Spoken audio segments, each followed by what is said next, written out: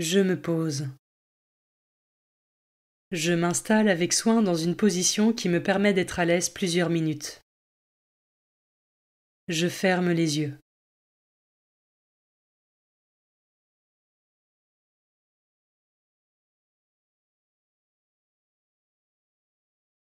Je me présente à Dieu, je lui dis mon désir de lui consacrer ce temps, et j'invoque l'Esprit Saint pour qu'il m'envoie son soutien.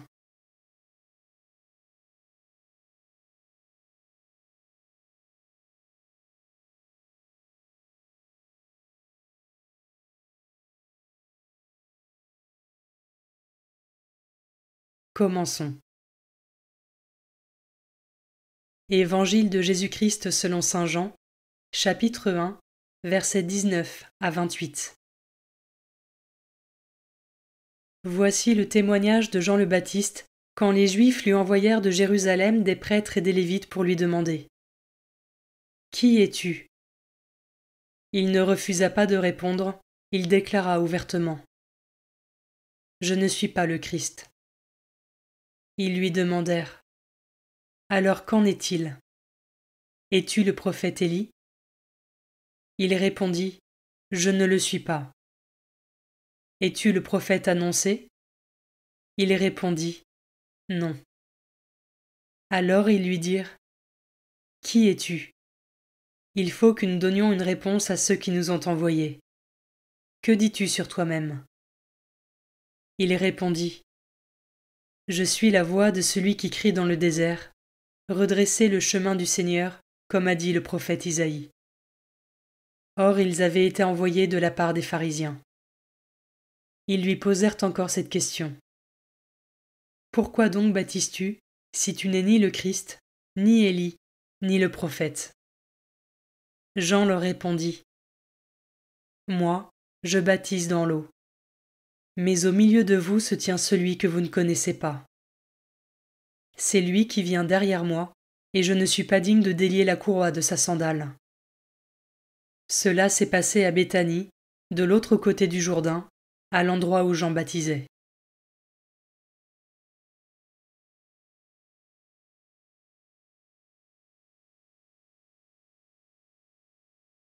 Je commence par méditer ce verset.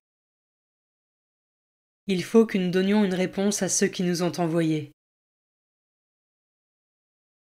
La foi, c'est croire ce que l'on ne voit pas. À défaut de pouvoir tout comprendre et tout expliquer, nous sommes invités à accepter les vérités qui nous dépassent.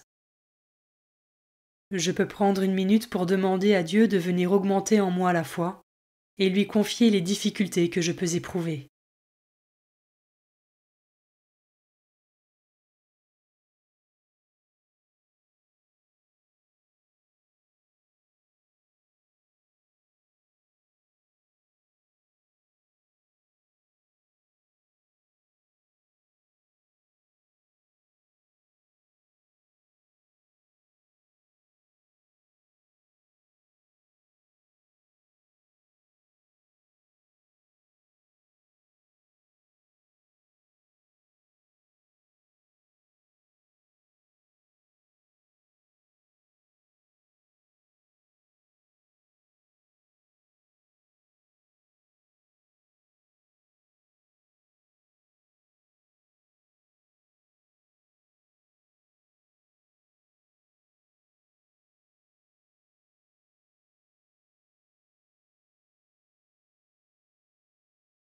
Je peux maintenant m'arrêter sur cet autre verset.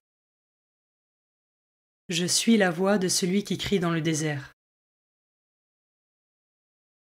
La mission d'évangélisation peut parfois paraître stérile, alors qu'elle peut être porteuse de conversion, car si nous semons, ce n'est pas nous qui moissonnons. Comment est-ce que je sème au quotidien pour participer à l'œuvre de Dieu, malgré les obstacles que je rencontre ?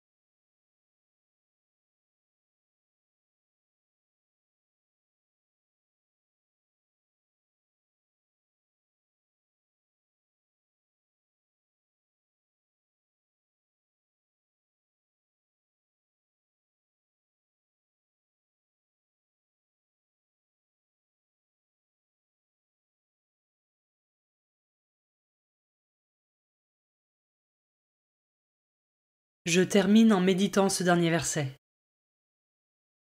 C'est lui qui vient derrière moi, et je ne suis pas digne de délier la courroie de sa sandale. Comment l'humilité de Jean envers la grandeur de Dieu résonne en moi.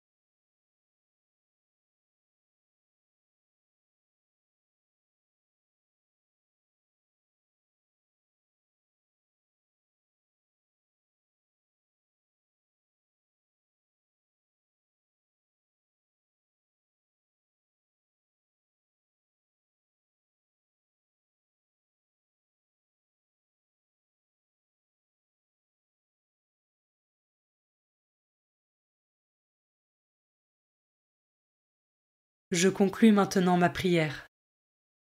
Je remercie Dieu pour sa présence et ses grâces.